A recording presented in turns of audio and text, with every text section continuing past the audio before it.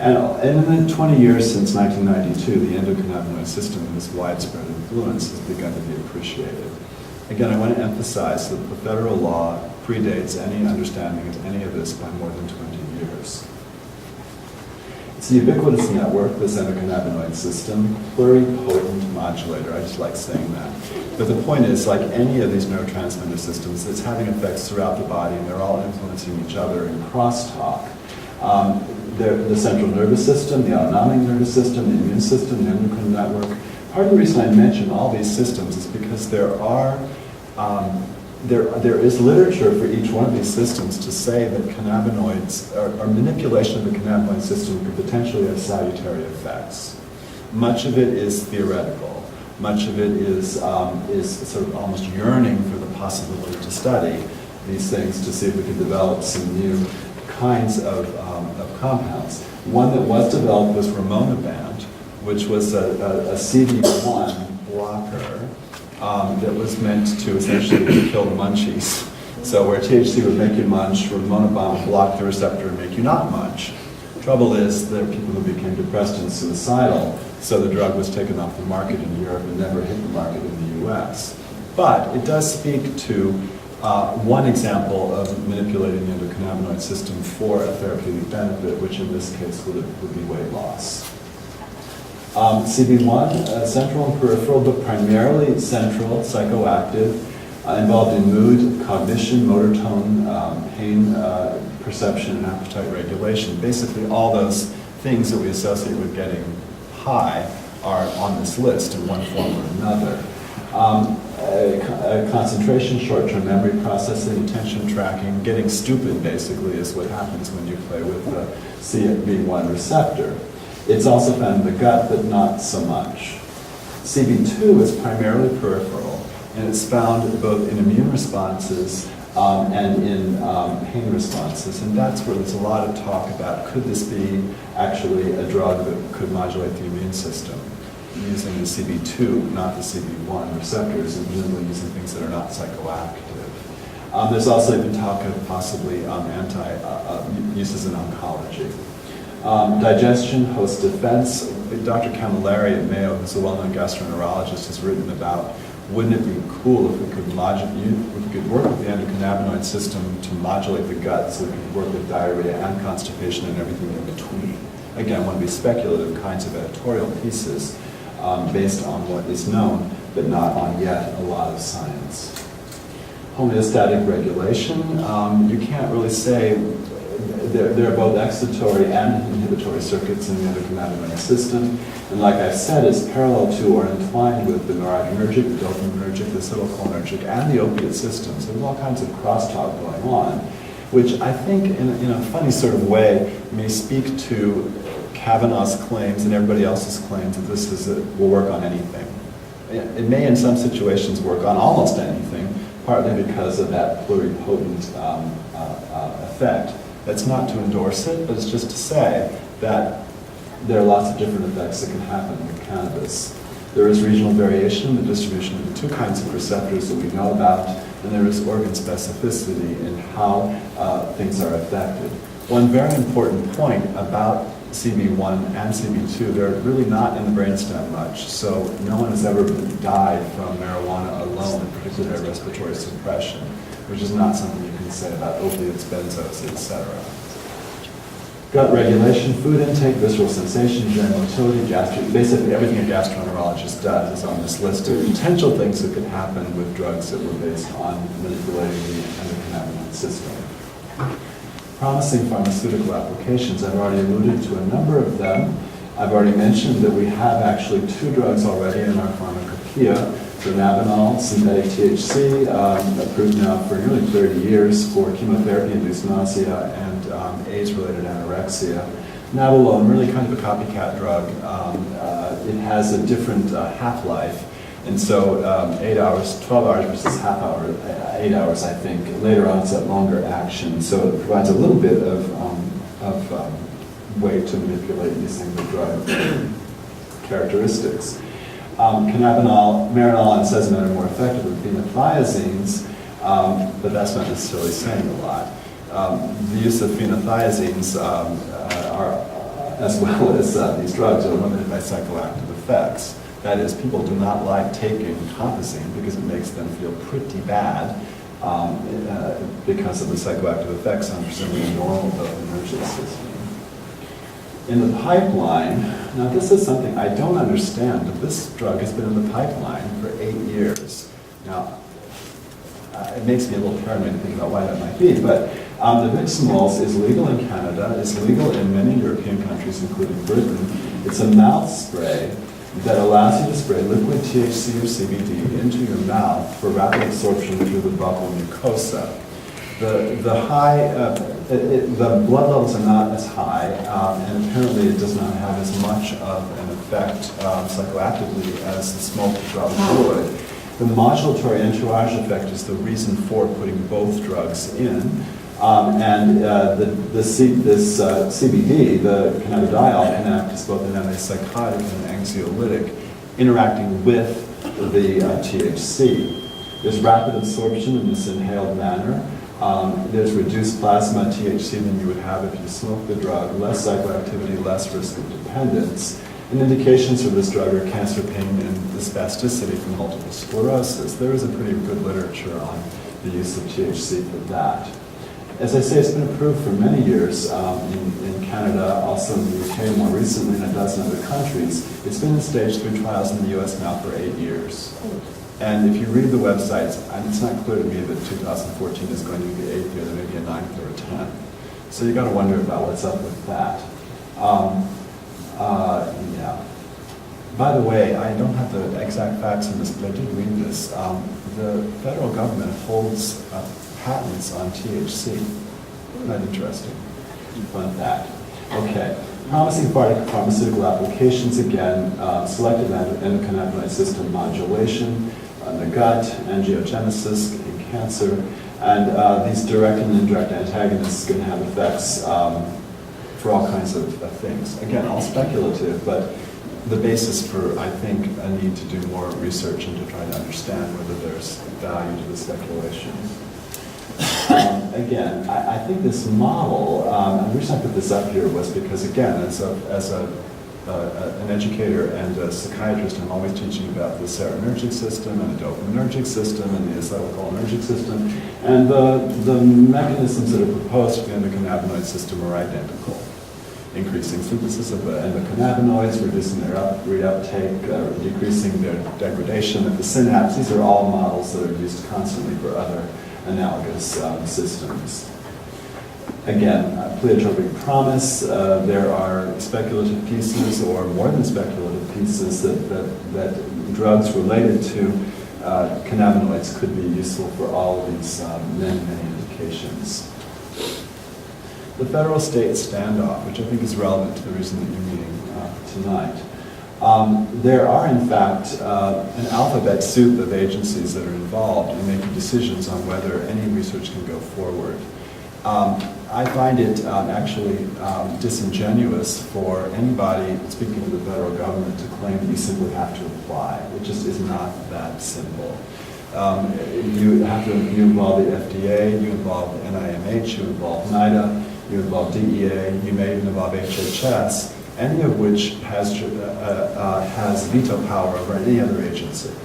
So there's story after story of researchers who tried to go legitimate, but they keep getting stymied at one step along the way, and it's never the same step, and the agencies are not speaking to each other or coordinating with each other, which makes for a certain kind of craziness about whether research can ever actually be done. The FDA will authorize the safety of any research study, and NIDA actually provides the research material, but the DEA grants you the license. So you've got to go to all these different agencies to get permission to go forward. And various people, there's Abrams in California and a researcher at the University of Massachusetts who have spoken or written about how frustrating it has been to try to get approval to do even the most simple project. Also, for what it's worth, if you go to the NIDA website, you will see that NIDA, big surprise, it's the National Institute of Drug Abuse, its research is about drug abuse, and slip in a couple of indications for health.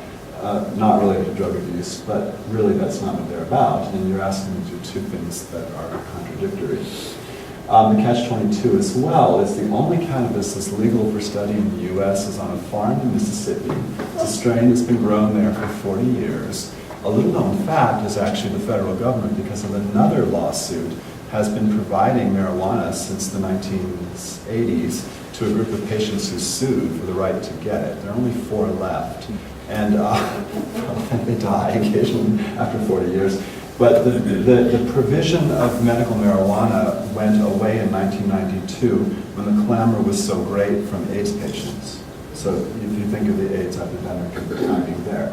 But it was for glaucoma and it was for intractable pain. There's still 4 people, I believe it's 4, who get a tin of marijuana cigarettes already rolled for them from Mississippi, this farm where it's grown. And that would be the strain that would be used for research if anybody could get at it. And the trouble partly with that stance is that, as we all know, there are many, many strains, and they've changed dramatically in 40 years. So what you would study, if you could get it, would not be what's on the street today. Okay? So that another contradiction, another crazy situation, really.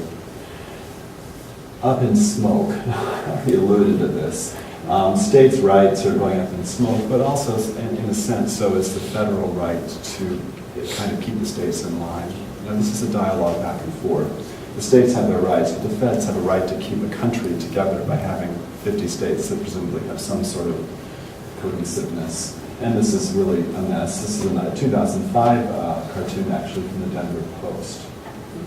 So, regulatory vacuum. I already alluded to this again. This is really where you are.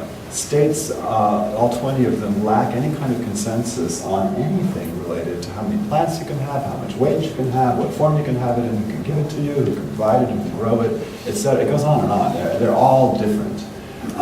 What constitutes physician authorization varies from state to state, and I will tell you that I would not in any state be prescribing because I would risk losing my federal DEA license, which I do not want to do. Thank you very much. Conditions vary from state to state about what justifies use. I have seen criticism of the Minnesota bill because so many things are listed from one of my own colleagues, but Kavanaugh in 1837 said that this would work for many things. I don't know, hasn't been studied. It's not clear which patients qualify for treatments. That's variable. What entities can purvey, a dispensary, a doctor, a Hy-Vee, I don't know. How patients can acquire it and how much they can possess. And again, in some states, legalization of recreational marijuana or decriminalization complicate the picture even further. That is, what was once a felony is now a misdemeanor.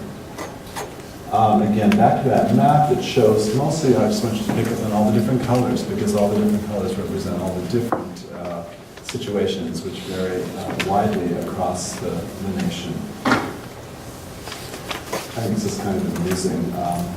This guy looks a bit like sort of a Civil War soldier, I think, but he's very proud of his card that allows him to get marijuana. Summary conclusions, therefore. This is you on the right. The bad news is your illness has no cure. However, the good news is we can manage your pain with medical marijuana. But the really bad news is I'll be arrested if I prescribe pot. So take 2 aspirins a day and see me next month. Does that seem familiar to anybody? So, in summary, upholding historical biases, which I have hinted at are possibly related more on xenophobia than they are on science. The federal government has imposed draconian restrictions on medical marijuana without scientific data to support that. The states have caved to political expediency and have legalized medical marijuana, again, in the absence of convincing scientific data. Without overarching federal jurisdiction, the states do whatever they want, as we're being invited to do in Minnesota to add to the clamor. Providers and users who are in legalized states still risk double jeopardy from the federal government because our licensure comes from the states, but our authorization for scheduled substances comes from the federal government. As a precedent, opiate stimulants, etc., have abuse risk and medical benefit.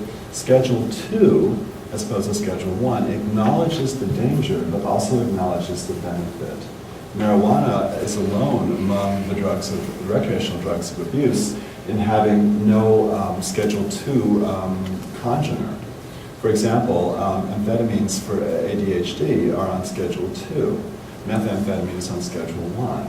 Opiates that we use in the hospital are on Schedule 2 and Schedule 3. Heroin is on Schedule 1. Again, I invite you to think about why it is that this substance is on Schedule 1 but not on any other schedules. And until the federal government redesignates cannabis as Schedule 2, the pharmaceutical applications that might be possible cannot be researched in a way that would meet even the minimal requirements of the FDA, which are required for most drugs. Again, most of our pharmaceuticals would not have to go to the FDA, the DEA, NIDA, HHS, NIH, and I forgot one, but there's something special about this drug, that's my point. So, that's what I have to say. Now, you have to be on your way back to Rochester by what time? Well, how much time do you have for questions? I have about 5 minutes because okay. I'm giving up my choral arts rehearsal in order to talk to you. And I don't want the conductor to kick me out. So I want to be respectful of his time, but we have 5 minutes to ask questions, and then we'll move on to the next phase of our program. So if you have questions, formulate them. Go ahead. So my understanding, it was proposed to the around administration of 2010 that it be rescheduled. What happened with that? You know, I don't know. What you're saying is that it was proposed as early as 2010 to the Obama administration to be made Schedule 2. I have not heard that specifically. I assume it probably got buried somewhere. But what I would tell you is that there has been communication as recently as late last year between Eric Holder, the Attorney General in Colorado, about what would cause the federal government to come in and what would cause the federal government to stay out of Colorado with regard to the use. And there were things that are not surprising. They're all familiar to you. Children will not be given this drug. It will not be peddled along with illegal, peddled along with other drugs of use. It won't be sold out of the state. It won't travel with tourists, etc. There's like 8 restrictions, but mostly to keep it in the state. But I'm not. I guess Obama would have to act, but I don't know if he can fight back the alphabet soup or not. Question in the red. Sir? Yeah. There was a study by a colleague of mine at the University of Minnesota, child psychiatry, that looked at the DTI study of heavy users, average age 20, compared to non-users. Yeah. And you look at 16-year-olds. Yeah. The development is more than just 16 and younger. And so the consequences in that study showed significant changes in the rural class. DTI The other thing I stands would for say what? is today, one of the directors of NIDA suggested that there might be an opportunity for research in those states that now have recreational marijuana. On the second point, there might be opportunities for research in states with recreational use. Is that right? Yes, that's what he said. Okay, that's it. We have a daily that's developing. And you're referencing a study of 20-year-olds. DTI, I'm not sure what that stands for. Okay, showing that there were problems with heavy users. I'm not surprised. I think the issue that I want to know more about is when they started. And they were addicts. I don't mean at all to imply that there isn't danger or trouble.